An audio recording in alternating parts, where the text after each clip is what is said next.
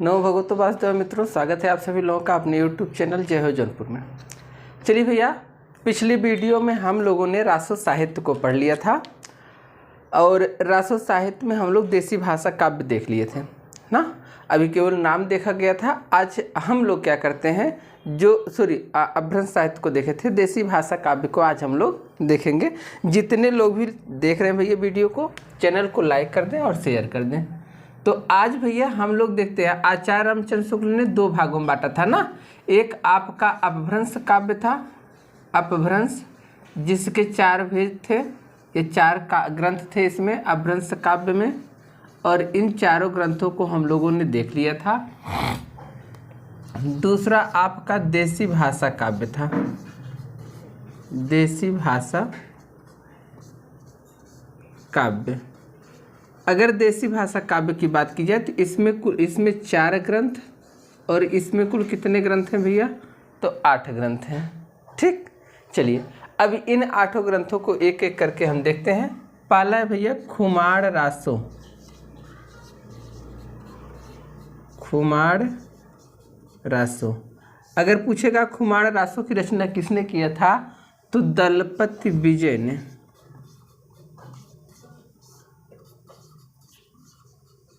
किसने किया था, तो दलपति विजय ने। अच्छा, दूसरा बीसल देव रासो।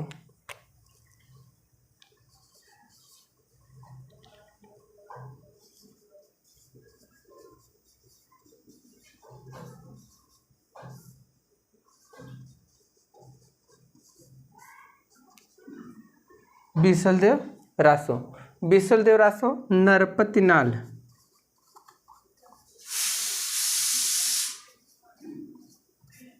नरपति नाल, ध्यान दीजिएगा। हमको जहाँ तक लगता है कि जब हम लोग अपभ्रंश काव्य को पढ़ रहे थे तो वहाँ विजय पाल रासो की जगह हम बीसल देव रासो लिख दिए थे। क्या विजय पाल रासो था इसमें, ठीक, विजय पाल रासो था, ठीक, जिसमें हम लोग शायद बीसल देव कुछ लिख दिए थे। मैं देख लेता हूँ फिर बताता हूँ आप लोगों को। कमेंट बॉक्स, जहाँ आप लोगों को दिक्कत ले कमेंट बॉक्स में कमेंट कर दीजिएगा, उत्तर मिल जाएगा आप लोगों को। अगला देखते हैं भैया परमाल रासो, तीसरा।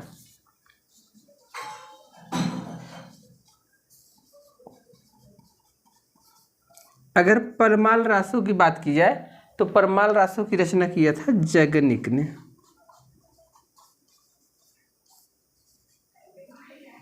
जगनिक, ध्यान दीजिएगा, आगे चल के हम आपको बताएंगे परमाल रासो को किसके नाम से जाना जाता है, तो इसे आला खंड के नाम से भी जाना जाता है। चलिए चौथे ग्रंथ की बात करते हैं भैया। चलिए चौथा ग्रंथ पृथ्वीराज रासो। पृथ्वीराज रासो, और पृथ्वीराज रासो की रचना किया था भैया चंद बरदाई ने।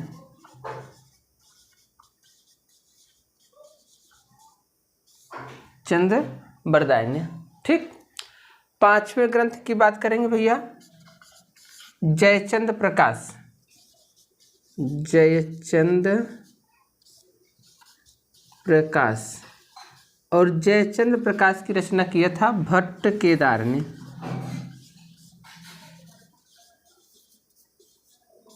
किसने किया था, तो भट्ट केदार ने, ठीक। चलिए 6वें ग्रंथ की बात हम करेंगे जयमयंक जस चंद्रिका। जयमयंक जस चंद्रिका, अगर जयमयंक जस चंद्रिका की बात करेंगे भैया तो इसकी रचना किया था मधुकर कवि ने। मधुकर कवि ने, ठीक। चलिए अगले ग्रंथ की बात अगर हम करेंगे भैया तो ध्यान दीजिएगा पदावली। मैं यहाँ लिख देता हूँ 7वां ग्रंथ पदावली। जैसा आप लोगों ने देखा था कीर्तिलता और कीर्तिपता का अपभ्रंश काव्य थे भैया, मैं इसको यहाँ से हटा देता हूँ। कीर्तिलता और कीर्तिपता का अपभ्रंश थे और उनकी रचना किसने किया था, विद्यापति ने। तो पदावली की भी रचना किसने किया है, विद्यापति जी ने किया था। किसने किया था भैया, तो विद्यापति जी ने किया था, ठीक। अगला देखेंगे भैया 8वां तो खुसरो की पहेलियाँ, खुसरो की पहेलियाँ, अगर खुसरो की पहेलियाँ की बात करेंगे भैया तो इनकी पहेलियाँ किसने लिखा था? तो अमीर खुसरो ने लिखा था, अमीर खुसरो ने लिखा था। चलिए एक बार सभी लोग इसका स्क्रीनशॉट लीजिएगा। अब इसमें से एक एक करके हम लोग पढ़ेंगे भैया।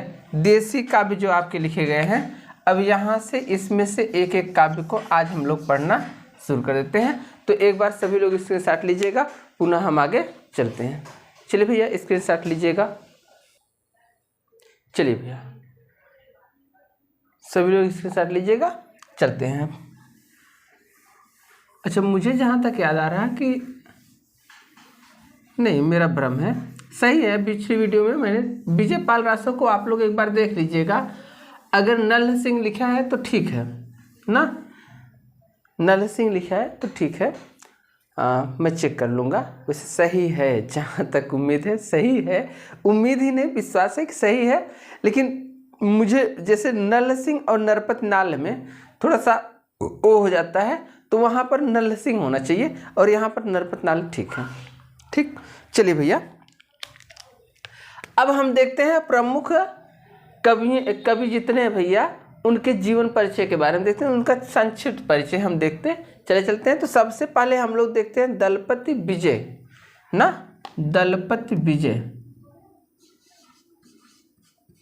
एक कवि हैं। दलपति विजय कौन है भैया? कवि हैं दलपति विजय जी, और इनकी रचना का नाम था भैया खुमार रासो। दलपति विजय जी की रचना का नाम क्या था? खुमार रासो। ठीक, अच्छा अब अगर खुमार रासो की बात की जाए भैया तो ध्यान दीजिएगा, आचार्य रामचंद्र शुक्ल जी ने इसका जो खुमार रासो है, आचार्य रामचंद्र शुक्ल जी ने इसका समय 9वीं शताब्दी माना। मैं लिख देता हूँ, ठीक, तो ध्यान दीजिएगा, आचार्य रामचंद्र शुक्ल ने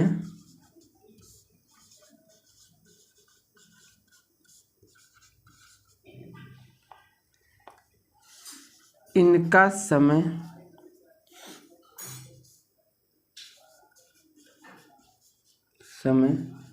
9वीं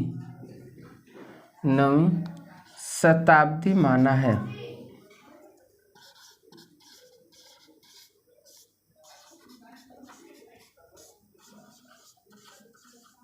नवीं शताब्दी माना है।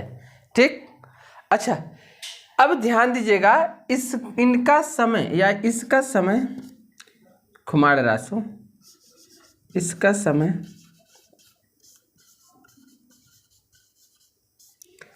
समय संवत 1180, संवत 1180 से 1205, 1180 से 1205 विक्रमी के आसपास माना जाता है।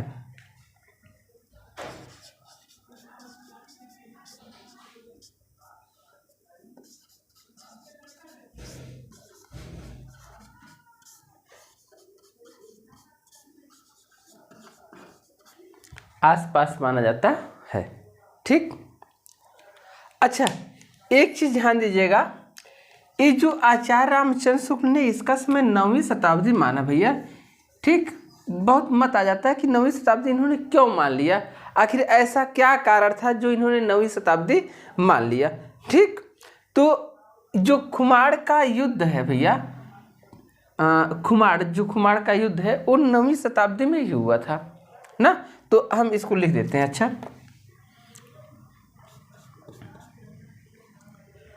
इस तथ्य को मैं यहाँ लिख देता हूँ। ठीक, यानी इस तथ्य को पूरा मैं यहाँ कर देता हूँ, दिमाग में आई होती बात तो मैं यहाँ लिख देता, लेकिन इस तथ्य को यहाँ पर लिख देता हूँ। ठीक, ऐसा 9वीं शताब्दी ये क्यों मानते हैं?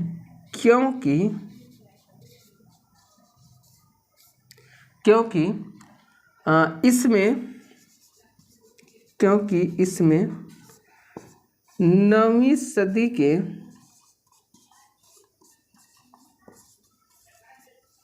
राजा खुमार के युद्धों का वर्णन है। 9वीं शती के राजा खुमार के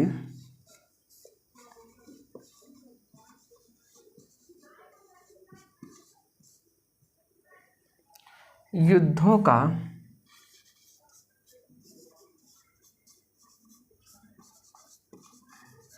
नवीं शती के राजा खुमार के युद्धों का वर्णन है। ठीक, अच्छा एक चीज जानिएगा, इसमें कितने छंद हैं भैया? तो 5000 छंदों में लिखा गया था। तो मैं लिख सकता हूं भैया, यह 5000 में 3 0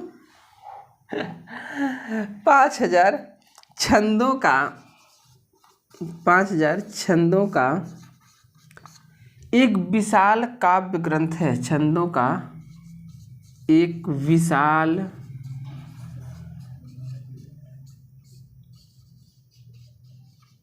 काव्य ग्रंथ है। यह 500 छंदों का एक विशाल काव्य ग्रंथ है। एक बार इसका स्क्रीनशॉट लीजिएगा भैया, फिर 2-4 पॉइंट जो बचे हैं इसके बारे में हम देखते हैं। चलिए सभी लोग स्क्रीनशॉट लीजिएगा, फिर आगे चलते हैं और देखते हैं। चलिए भैया,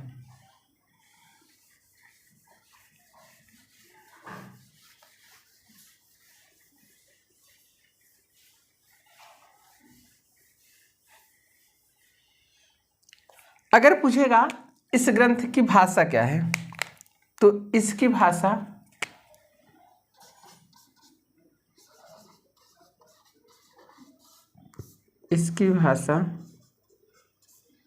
राजस्थानी है। राजस्थानी हिंदी ही कही जाती है, तो मैं राजस्थानी ही केवल लिख दूंगा तो भी चल जाएगा। राजस्थानी हिंदी कहिए चाहे राजस्थानी कहिए। ठीक, अच्छा इसकी प्रमाणिक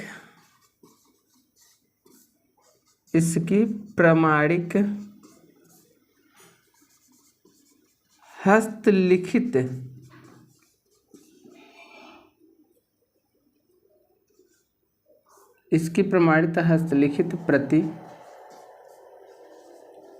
पूना मुंबई में पड़ता है, पूना के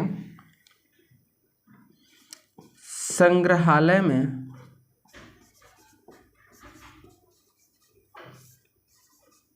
संरक्षित है।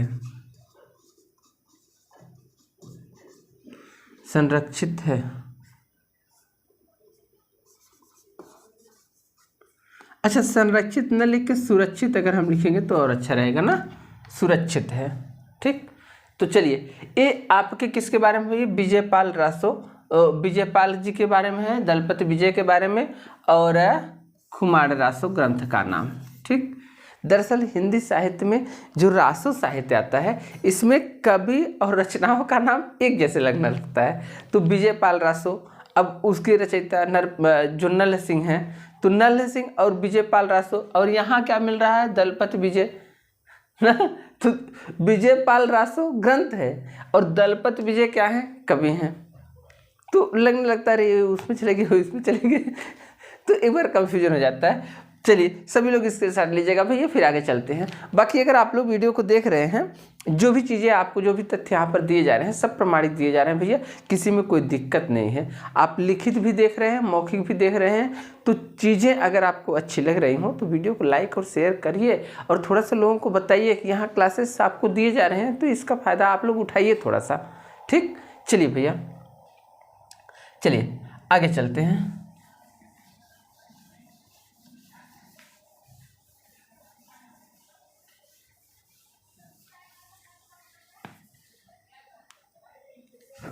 चलिए अगला देखते हैं भैया नल सिंह को।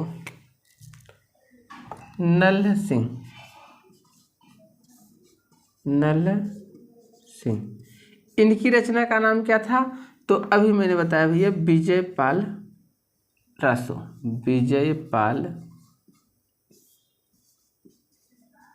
नल सिंह विजयपाल रासो। अच्छा यह ध्यान दीजिएगा, यह अभ्रंश साहित्य है ना। इसके पहले हम लोग क्या पढ़े हैं? देसी काव्य था, ये अभ्रंश साहित्य है। ठीक, यहाँ हम क्या कर रहे हैं भैया, कवियों के जीवन परिचय के बारे में पढ़ते हुए चलते हैं। ठीक, तो ध्यान दीजिएगा, इनका समय 1350, इनका समय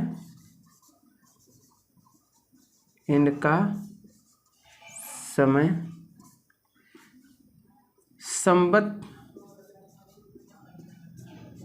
1350 विक्रम में माना जाता है। अगर पूछेगा इनका समय कितना है तो ध्यान दीजिएगा संवत 1350 विक्रमी माना जाता है। अच्छा, इस ग्रंथ में किसका वर्णन है तो ध्यान दीजिएगा, इस ग्रंथ में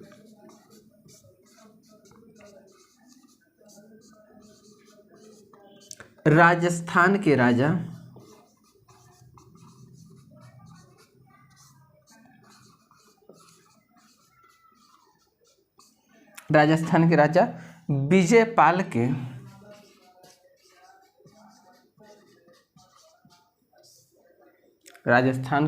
विजयपाल के युद्धों का वर्णन है।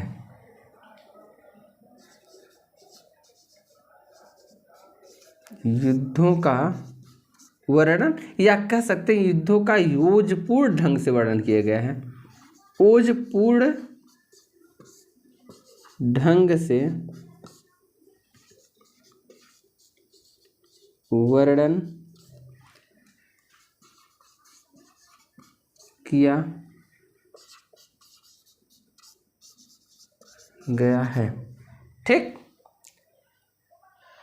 ज़्यादा क्वेश्चन सबके बारे में नहीं पूछता भैया। अगर आपसे पूछेगा विजयपाल रासो किसने लिखा तो आप सीधे बताएंगे विजयपाल रासो नल्ह सिंह ने लिखा, या नल्ह सिंह के ग्रंथ का नाम क्या था, विजयपाल रासो, जिसका समय क्या है भैया तो 1350 विक्रमी संवत। ठीक, अच्छा, इसमें है क्या भैया तो राजस्थान के राजा विजयपाल के युद्धों का ओजपूर्ण ढंग से वर्णन किया गया है। दूसरी चीज, यह ग्रंथ अपभ्रंश साहित्य अपभ्रंश भाषा में लिखा गया। यह ग्रंथ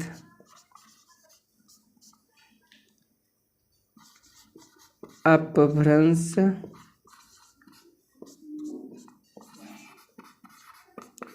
भाषा में लिखा गया। चलिए भैया, एक बार इसमें बस इतना ही है। और आज हम लोग 2 कवियों को देख लिए। एक दिन में अगर हम लोग 2-2 कवियों को देखते हुए चलेंगे तो भी हम लोग ठीक ठाक चल रहे हैं। तो इसका आप लोग स्क्रीनशॉट लीजिएगा भैया। पुनः हम आगे बढ़ेंगे और अगली वीडियो में हम कोशिश करेंगे कम से कम 3 या 4 कवियों को देखा जाए। तो आज के लिए बस इतना ही। सभी लोगों को ढेर सारी शुभकामनाएं, बधाइयाँ, धन्यवाद भैया।